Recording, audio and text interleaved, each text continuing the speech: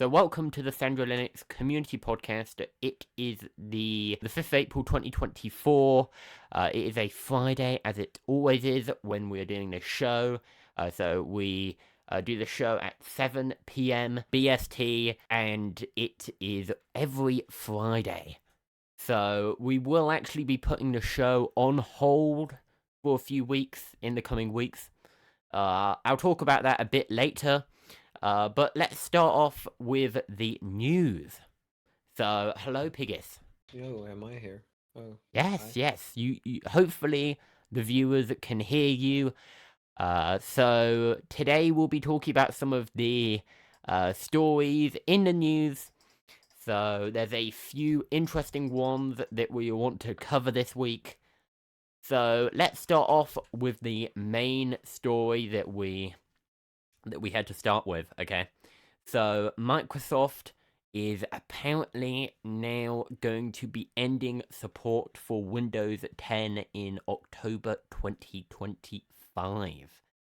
So we already knew this, but now there is some more information. So now we actually know how much it will cost to continue using Windows 10 beyond that official end of life date. So officially, the support will end then, but you will be able to pay for a few more weeks of updates, a few more years of updates. I mean, yeah. So it will cost you definitely. So it will start at $61 for the first year as an enterprise and business customer, and that will then double to $122 in the second year, and then double again to $244 in the third year. So if you are an enterprise customer, this will cost you a lot of money. So this is per device. So this could end up costing organizations thousands of dollars if they want to stay on the legacy Windows 10 platform. And of course, looking at Statistica, I mean, the latest OS statistics, Windows 10 is still the biggest Windows operating system.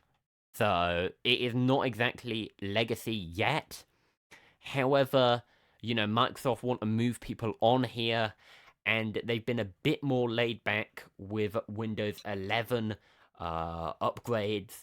However, now you will have to upgrade to Windows 11 if you want to keep those precious security updates. So it's still 69% of Windows users using Windows 10, and that's compared to 27 on Windows 11.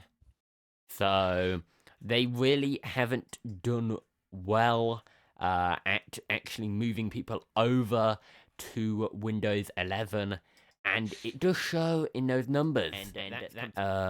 Because yeah, we're not just seeing that slow move over from Windows 10 to 11.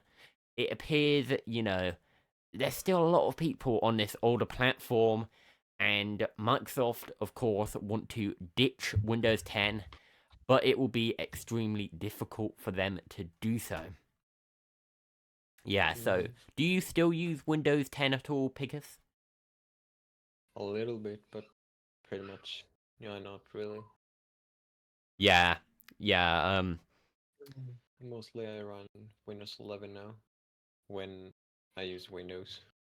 yeah, it doesn't break it exactly down here, but I do imagine enterprise and education customers are sticking to Windows 10 a lot more than those on the consumer side. So yeah. Remember, like on Windows 11, Windows 7, how long they stayed with 7 until they migrated to 10. Yeah, Like, whoa. yeah, they I stayed. think Yeah, Microsoft tries that they don't want to do the same thing with this. yeah, they don't really want to leave a load of people with unsupported software. It could be a security nightmare. I mean, if you think to a few years back, there was like WannaCry with Windows XP. And Microsoft actually stepped in there and they actually provided a security update for the extremely legacy Windows XP operating system, which actually lost support years before that. So, we do see that Microsoft is willing to sometimes step in for security, and hopefully they do that with Windows 10. They don't just cut off a bunch of people. But if you are a Windows 10 user, I would suggest you either see if your computer is compatible with Windows 11, or of course you could switch to Linux if you feel like doing that. But of course, yeah, there's no real easy option if you want to stick with Windows 10. You've just got to pick an upgrade path. Yeah. Mm-hmm. So yeah, so moving on from that story, guys. The next story here is in the AI section. So Gmail is next in line for a Gemini-powered AI overhaul, says Android Police. And yeah, so Google Gemini is apparently expanding to Gmail, offering AI-generated replies for your emails. So now you can probably look at an email and you can find out whether somebody couldn't be bothered and they actually used an auto-generated response. So so I imagine these do look like some pretty textbook responses. I mean, noted, no problem at all. I mean, these are the sort of responses that could be easily generated. Now, it does appear that they could come up with some more advanced ones from using Gemini, and that could be a bit harder to notice. And yeah, it could actually be helpful for replying to emails in a quick fashion without having to spend time manually composing the email. Yeah, do you have any thoughts, Pigus? I mean, it was The in. scary thing, like moving to this, is like you will never know if you're talking to a real human or not. Yeah, was it just somebody clicking a button and then suddenly they've replied, or could this actually Yeah. just be an AI response? Was there actually no human involved? Was this just an automated response? We don't really know anymore. Yeah, so that is one aspect that's a bit freaky. But of This course, could confirm the dead internet theory. yeah, yeah, everything on the internet just totally bots, 100%. In fact, am I real? You don't know that, do you? So, I don't know. I could be, who knows? But yeah, so I do think that I do think this could be helpful for some people. It was already rolled out to messages. So those who use Google Messages already they already have this feature, so that's quite nice. But of course, now it's coming to the realm of email. A lot more professional emails that now might be composed using this. Hopefully, they still use your normal signature, not signature, your normal email template, or else, could look a bit weird if you're sending from a company email or something. Anyway, yeah, so of course, yeah, this will be helpful for a lot of users. So, I think overall this is a positive. Yeah. Yeah. And if you're using Gmail, you don't really have much email privacy anyway. You may as well just let an AI read your email. It probably doesn't matter, you know. It probably already does. Yes. So. Yeah. You may as well take advantage, Um, Mhm.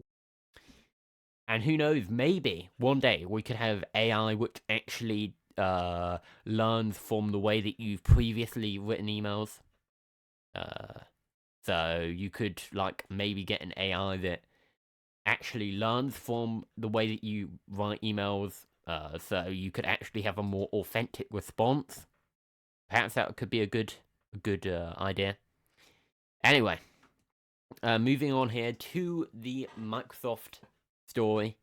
So Copilot is now getting a GPT-4 turbo upgrade, and improved image generation. So this is from The Verge.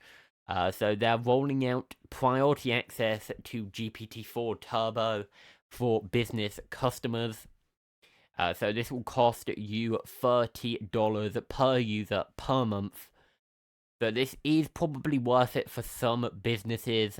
It could really improve efficiency if you're a big user of these AI tools.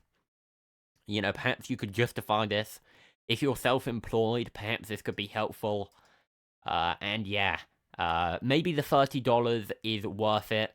There are plenty of subscriptions in the business space which cost more than $30 per month.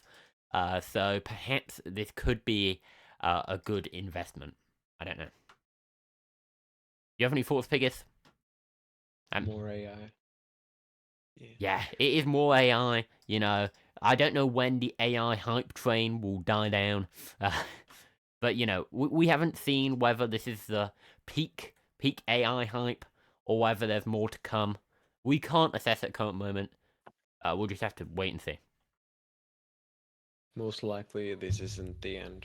Yeah, there's most likely more to it. You know, AI is actually a trend which, you know, has a lot of utility to it. I do see, yeah, there's a lot of utility to it, even more than, for example, crypto was a trend for a bit. And yeah, there's a lot of utility to AI. There was a lot of utility to crypto, in my opinion, but you know, more arguable. But yeah, Mm. yeah, we'll have to wait and see. But moving on to a renamed section here, guys. So we've actually added the and entertainment bit. So we're now covering gaming and entertainment. So I just wanted to broaden it a bit so we can talk about the next Matrix movie. So the fifth Matrix movie is coming out soon, someday. So apparently apparently the fifth Matrix movie is happening. It's written by Drew Goddard. And yeah, apparently there'll be another Matrix movie. So, of course, there was the original trilogy that was very successful, and there was the Matrix Resurrections. I have not watched that from 2021, but yeah, I will watch this new movie if it comes out. And of course, there has been some sort of. It didn't exactly do to. The Matrix series has sort of declined in certain people's opinion when it comes to people. Some people think that the Matrix movies kind of peaked with the first one. I do personally think the first one's the best. But yeah, apparently there will be a fifth one now. So I hope it's a good movie. I will watch it when it comes out. I mean, have you watched any of the Matrix movies, Pigus? I know. I've been trying to tell myself, like, to start watching it, but it never happened. Yeah, the first one is like, yeah, it's stellar. But yeah, hopefully this will be a good release. We don't know much about the actors that will actually be in the production yet. But of course, it will be a nice thing to go and see at the cinemas. Wow. Yes. I Yes. don't have a Matrix Martin, so I can watch this. Yeah. Yeah. Yeah. I need to probably watch the Matrix Resurrections. Cause yeah, I've not watched that.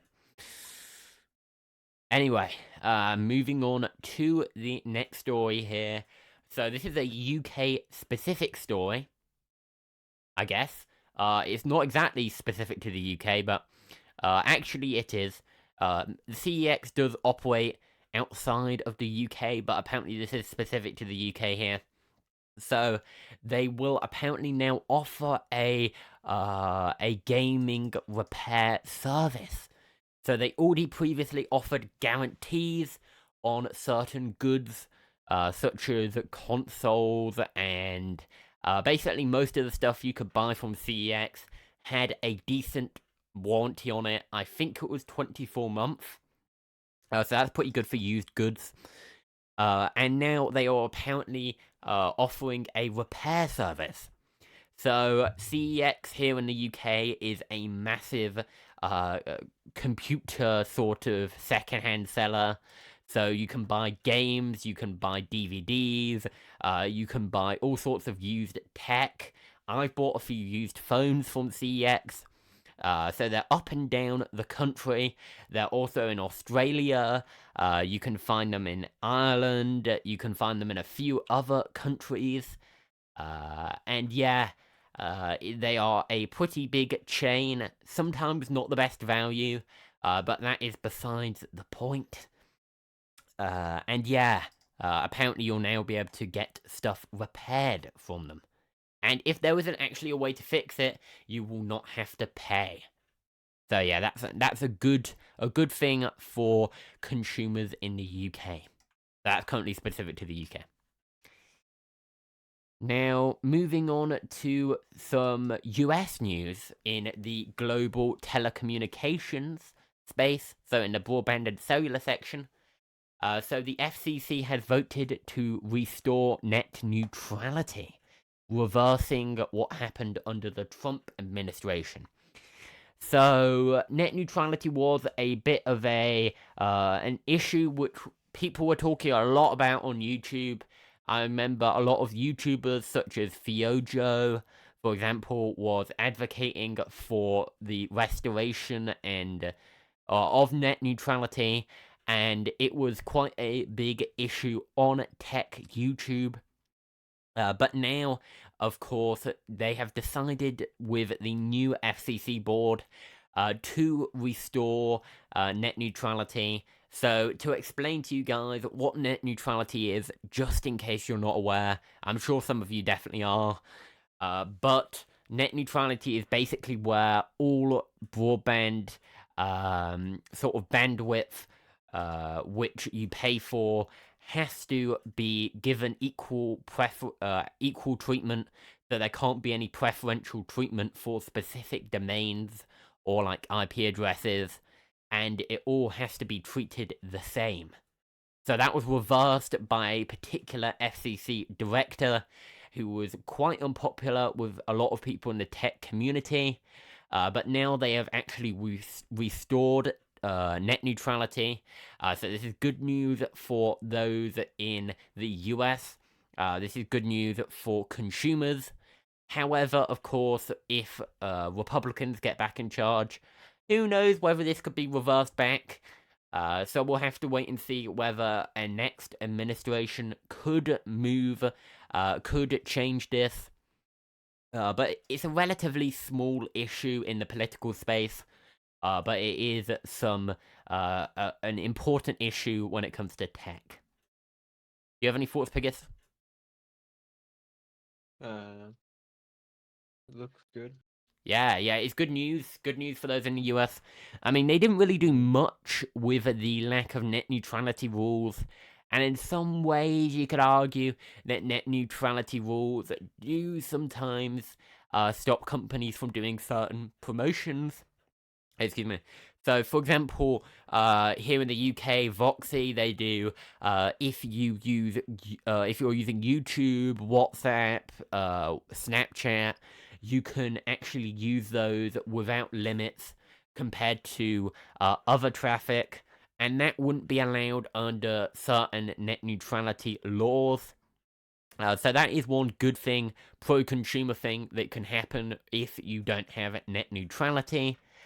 But on the other hand, it could be lead to a slippery slope where you end up with having to pay for certain domains. So you might have to pay more if you want to access, let's say, foreign domains or whatever. So that could be a problem. And yeah, overall, I think this is a net positive with net neutrality. So let's move on, guys, to the next story. So I'll just check that nobody has said anything in the chat. Nobody has commented on anything. I do just need to quickly deal with the noise of a clock in this room so I can hear a clock. I don't really want that on the end recording, so just for everybody's sake, do you want to fill in for a minute, Piggis? Just say something about some stories or something. Hello? Yes, hello. I'm just gonna move this like that. That was an alright throw, I think. I did not throw that to its death, you know. That clock, it's not Did you broken. just kill a clock? Yeah, it was just a clock. No, it was like an analog clock. Yeah. Did it get hurt? No, it didn't. It landed perfectly on the correct bit of furniture that I meant it to. So yes, that's all good, isn't it? Sounded kind of dangerous for the clock. Yeah, but thankfully it was nice and cushioned, so that clock should be fine. Now, Have you asked it? oh no, I haven't consulted with it yet about its general health. I haven't brought it to the doctors recently. I should. Anyway, Yeah. it is like way. I think I bought it at like a cheap store that went bust like about 10 years ago. So you know it's probably good.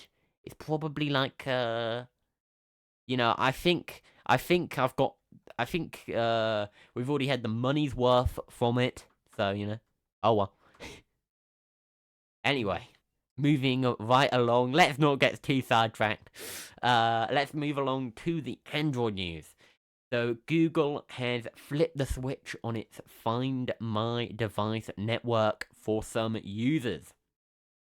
So on one hand, you could say this is a bit dystopian, you know, having all these Find My networks, always being able to be tracked directly down to your device and exactly where you are all the time.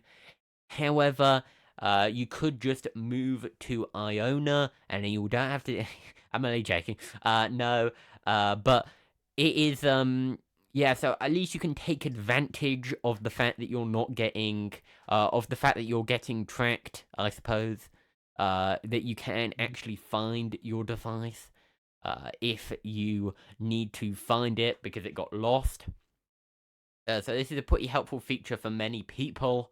And Google may be catching up to Apple in this department, as I put in the notes. So Google have finally rolled this out. It has been a feature on Apple devices for years now, but we will now actually see it coming to Androids. Do you have any thoughts, Piers? I mean, this is good news, I suppose, for people who get their phone lost on a regular basis. If you're traveling a lot, like a yeah. So it's like a nightmare being tracked everywhere. however, you're getting tracked everywhere anyway. If you're using this device with this functionality, so oh well. Also, I never have a GPS enabled on my phone. yeah, but you've still got a cell. You've got a SIM in your phone, right? Yeah, so I suppose you could still technically work out your location. It's just it's a bit harder. So yeah. Then I'll just disable it sometimes. Yeah, I really hope that doesn't mean I just hear an alarm going off. Hopefully that does not mean my power's just about to go out. Let's hope not. If you do, Piggis, if it does, Piggis, then yeah, that will be bad. But anyway. Okay, Yes. I think I'm in the clear. Aside from the fact that you'll now be able to hear a loud beeping noise. Can you hear that on stream, guys? In fact, they just Discord. Can you hear it on Discord? Oh yeah, you can't hear it anymore because it's done. But yeah. Anyway, sorry about that, guys. Just a friendly car alarm, you know, in a local neighborhood. Love those. Anyway, this should be in the telecom Oh no, it shouldn't. This is actually an Android story. So an autism-friendly mobile browser has debuted in the UAE. So an unusual location, I would say, for such a browser coming out of, but Given some people aren't a big fan of the regime in the UAE, but they have apparently this company in the UAE, and sign, so ampersand, is apparently they've apparently launched this new web browser for those with autism. So it is made in partnership with the Middle Eastern arm of the British firm Saatchi and Saatchi, well known in the UK for being an advertising firm. They did a lot of the conservative ads back in the 80s, I think. I think they did the Britain Isn't Working advert. That was a big campaign. So they're known for making conservative adverts here in the UK. But they're apparently also in the Middle East, and they're working on this browser, on this autism-friendly mobile browser. So you can now apparently download it. So with a smartphone, an estimated smartphone penetration of 96%, the vast majority of people in the UAE have a smartphone. It's probably a higher percentage than this country, to be fair. But yeah, of course, a lot of people in the UAE are using mobile technology, and this is a good thing for those with autism. And even if you don't have autism, disabling autoplay sounds like a nice quality of life improvement to me. I mean, whether you're neurodivergent or not, it sounds like maybe an improvement. It also apparently selects specific fonts, so it will probably limit the font choice, just so there's some pleasant fonts. And yeah, what do you think about this, Piggers? What, any comment on that? Uh, I, Yeah, it's interesting. I mean, I wouldn't have thought of sure. it as an idea, um, really, but it's But like, what is it exactly they doing in the app? okay. So here is the rundown. So it blocks distracting pop-ups, which all web browsers do these days. Um, Disables video autoplay. Firefox does that by default, I think. Customizes Mm. fonts. Okay, that is different. They are actually putting some different fonts on there. Adjusting colors, not sure what that will do. Maybe it'll just, I don't know what that will do with colors. And simplifying the interface of most websites. So I don't know what this will exactly do. I'll be interested to try it out if I can get my hands on on a device running this extension or this web browser. And yeah. I mean, it just sounds like they're saying it's lots better than it actually is. What do you mean by that? Huh? What do you mean by it sounds like they're saying it's a lot better than it actually is? It sounds like it wouldn't really completely um, help. Yeah, yeah. I mean, these are small improvements, Mm. but If it's like things like you can do with any browser, if you have like extensions, could yeah, do this. yeah. But it's apparently something the UAE government wanted to go about doing. The Ministry of Community Development, were in collaboration with ampersand. I don't know how to say it apart from that. Wider web extension.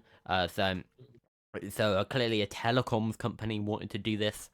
So it's good PR, I suppose. But it is also a browser extension you can use. I'll check it out at some point just to see what it's like. Of course, I'm not personally autistic, but I can try it out. I'll see what it's like. I'm sure there'll be some differences. I don't really know how they're gonna render websites differently. That'll be an interesting one. That's the main reason I would try and investigate it. Because I'm not really sure whether they'll be able to take the content of pages and simplify it. I mean, unless they just use a browser reader mode, I and mean, that's in already theory, it here. looks great. What do you say? In theory. In theory, it looks great. In theory, it could be fantastic, but for certain users. But I'm not sure. I mean, is it just going to be reader mode with some font or something? Sort of. Maybe not as extreme, but yeah. Yeah. Who knows? I'm gonna try it, and I'll report back. Of course, it will be different for, whether this actually helps autistic people. But yeah, personally, not as a neurodivergent person, I don't know whether this would be helpful. But yeah, I'm sure autistic people will be able to tell, tell the company behind this whether it's helpful or not. So yeah. Mm-hmm. But anyway, Yeah. yeah. What are you gonna say? Anything? Kind of skeptical to their idea. Yeah, I'm not totally sure whether it'll work, but sure. Anyway, moving on to a bit of a redesign news, which might be hitting your WhatsApp screen soon, your mobile devices. So if you are running Android and you're running beta builds of WhatsApp, you might have noticed this one. So now you will have a bit more of a clean UI. You'll no longer have those green elements. Certain UI elements have been changed. So it hopefully should be an improvement for those out there who use WhatsApp. So I haven't seen this in the app yet, but I don't personally run beta builds. It does look a lot more clean than the previous WhatsApp UI. Personally, I know a lot of people do, sometimes dislike changes to UI, but personally, I think this is a rather positive one. Do you have any thoughts, Pigus? I know you're not personally a WhatsApp user, but yeah. Okay, so apparently you have to go for a while. So yeah. So see you, Pigus. Thanks for talking on the podcast today. I will continue on, guys. Don't worry. So yeah. So hopefully Pigus can be back in a few minutes. Yeah. But yeah. Apparently, the redesign does cause some problems. Apparently, the half baked bottom. Apparently, the search bar is obscured. That's a pretty big problem. Okay, so perhaps for now, we should hold off trying out this beta build because that is a pretty big problem. However, it is a pretty new, cool looking, clean UI. Now, moving on to the next mobile story here. So, the Pixel line of phones are seeing a new feature. So, if you use the phone app on Pixel devices, you'll soon be able to identify unknown callers. So, this might only be a feature in the US. I'm not totally sure, but I imagine it will be. Because caller identification is a bit different in the UK. There's a website called Telos, I think, which is quite a good website for that. But there are a few different sites in the UK, but there are many in the US. And this app will this feature will actually just be an aggregator of them. So this will just be an aggregator of these services. So instead of being a true caller replacement, this will actually just aggregate those services. So you'll just be able to pick between them, but this will not be a standalone service. Anyway, I don't really have much to comment upon there. So I can remove this story, guys. This is a desktop news story that ended up being the main story. So let's move on to the next story. So, Linux Mint is apparently going to ship Thunderbird as a native. In fact, you know what? Why don't we cover some of the other stories while Pigus is temporarily gone? Perhaps if Pigus comes back, we can cover some of the Linux news. Pigis is a Linux user, so perhaps it might be good to wait for covering those. Anyway, let's cover the miscellaneous news first, guys. So, Google Podcasts is finally gone in the US. So, if you're outside of the US, it will be gone June the 24th. But in the US, you will no longer be able to use it. So, apparently, you'll now only be able to export your subscriptions. So, you should apparently migrate to Google, to YouTube Music, and they are fully killing off the podcasts app here. So this is a move in a sort of set of moves of Google trying to consolidate their apps. So throughout the years, they've slowly tried to consolidate their app ecosystem. So there was Newsstand, and then that got consolidated into a sort of combined app. And yeah, so that got integrated into the Play Store, and slowly they're trying to reduce the amount of apps that they offer, maybe just to make it easier to maintain. And now podcasts will be gone for good. So I personally never really used it too much, but it will be gone. So say your last goodbyes if you're outside of the US. And if you're in the US, you can just migrate to YouTube Music. But yeah, shock of the century, guys. Google kills another product.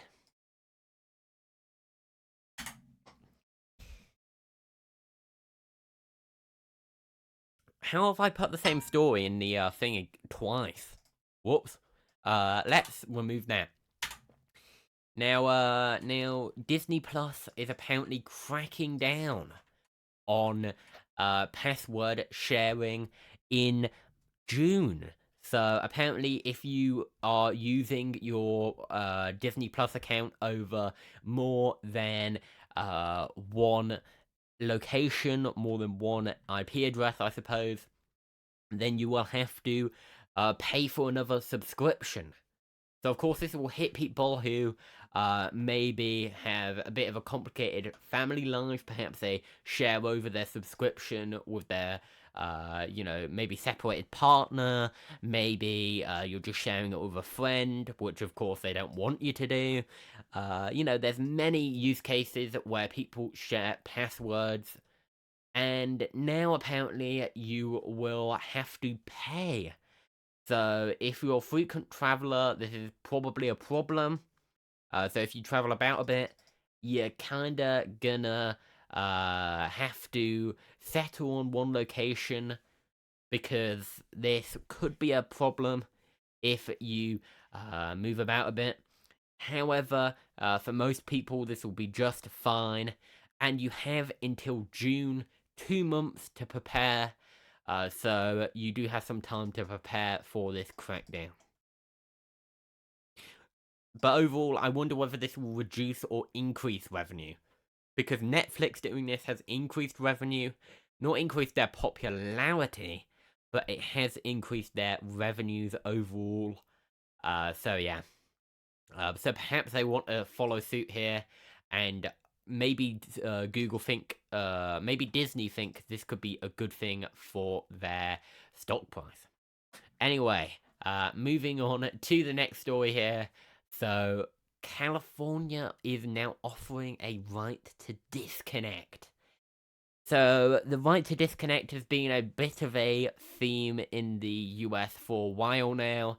Ever since the pandemic, people have been talking about this right to disconnect bill, across the country. And now they are actually taking some action on it in the state of California. So if this bill actually becomes law, workers will have clear-cut hours, and they can just log off, and they don't have to worry about work. So this could be very good for workers in the US and in California. And I do think this legislation could be really good just for workers. Just so they can log off and they don't have to deal with work outside of work. But basically, they don't have to do unpaid work. That's it. And this isn't, I don't think this is law in the UK yet. So I hope to see something similar here. But yeah, that's besides the point. Yeah, I'm trying not to turn this into Sandro Linux politics podcast. Let's get back to the news here, guys. So, yeah, so the tech news, I mean. So apparently this author has had such a sad event happen to them. I mean, what a sad life. They have been forced to have a blue check mark. So, of course, this is definitely a first world problem. So this this is really not a problem for the vast majority of people. Really, you do not need to really care about this. I mean, if you have 2,500 verified subscriber followers who have Twitter Premium, you're most likely a very big creator. So, really, you should probably just take the blue check mark, take it as a badge of honor. Why not? Why not take advantage? And yeah, I don't see a reason not to have this check mark. And I think it's a bit, it's a bit pointless complaining about this. But hey, yeah. A lot of people would want that blue check mark for free. So, people saying, oh, I can't believe that I have to have this blue check mark seems a bit of a sort of entitled problem. A bit of a problem for people who, have a lot of followers on social media who, who sort of want to say, hey, I don't want that. That's what spammers and people who pay for it have, I mean. So yeah, I don't really think this is an actual real problem. But hey, I'm willing to hear different opinions on that matter, but I don't see it. Anyway, moving on to another story. So this is for those who use the Roku TVs. So Roku, of course, have their own TV software, mainly for TCL devices for a lot of lower-end budget TVs, with only a few high-end TVs actually using the Roku platform. So now with Roku TVs, you can now apparently see ads. So apparently adverts will now be coming to Roku while you have your games paused. So this is an interesting feature. So apparently, if you have, for example, an Xbox or a PS plugged in, so for, specifically a latest generation, console, it will be able to apparently display adverts while you're not using it. So of course this is a bit of an invasion of the users, sort of ability to just be able to, use their device, not be bombarded by adverts left, right, and center. So, we do see Roku trying to pack in as many ads as possible. I do not think that is really something most consumers want, but of course it is good for making a lot of money on a lot of these low margin devices, so I can see that aspect. So some of these devices might be loss leading, so perhaps that's a good reason for them tacking on these adverts. But it is quite annoying, and this is basically just a way of injecting adverts while you are displaying a certain thing on your TV. And this is apparently a patent which is still pending. So if this is greenlit, as the article says, Roku could try and implement this. However, it is not exactly clear whether they would, or whether this is just a concept that they want to get patented. So let's hope for consumers that they don't, because this will be very annoying if they do, but we can't really rule this out. And if they have decent success, I could see this coming to more devices. Anyway, moving on to the Linux story. Sadly, Pigus is still not here. Sorry, Pigus. But yeah, so the last story here. So, Linux Mint is apparently going to ship Thunderbird as a native deb package, starting with Linux Mint 22. So, previously, Canonical announced in February that they were planning to switch Mozilla Thunderbird, which is the default email client in Ubuntu, to a Snap. And this now applies by default in the latest LTS of Ubuntu. But because Linux Mint does not do snaps, they have decided to ship the default Debian package, the .deb file. However, this does require them to package it themselves, so this does add work for the maintainers. And I wonder, as more and more packages ship as snaps on Ubuntu, whether this workload becomes a bit too much for the maintainers of Linux Mint. I hope they can continue doing this because it's good for the community. Not everybody wants snaps, but of course this could become quite hard if they have to compile all of these different apps as Debian packages instead of snaps, because slowly, as more and more apps are migrated, the workload could become a lot more. But yeah, we'll have to wait and see whether this is going to become a problem for the Linux Mint devs.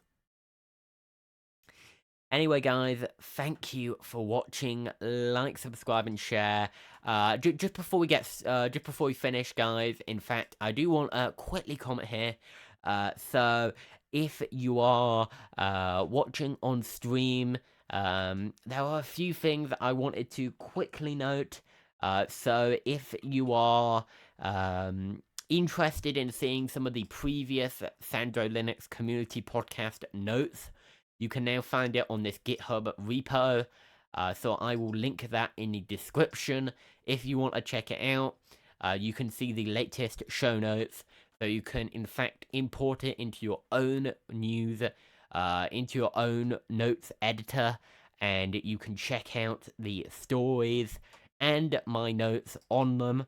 So you can kind of get a bit of a condensed view of the notes. And yeah, you can check that out if you want to. You can, of course, check out sandrolinux.com.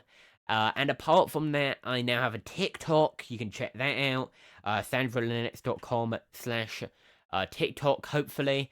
Or, in fact, right now, that's not currently up. So you can go to tiktok.com/SandroLinux. So at SandroLinux. So let me quickly type that in, just to show my account here. So you can check it out if you want to, guys. You can also check out all of that content on YouTube Shorts. Thank you guys once again for watching. Yeah, I will be putting out a review of the Palm Pre, a pretty interesting device. And I'm currently kind of looking at how I can get some custom software running on the Palm Pre. I might even trying to develop my own app for the Palm Pre someday in the future. A little bit of a homebrew application. That could be an interesting project. And yeah, I'm trying out the Palm Pre 2. If you have any advice on that device, guys, if you used it back in the back when it was released, then please reach out to me, because I am currently trying to work on that. But yeah, thanks again for watching. Like, subscribe, and share, and see you guys in the next one.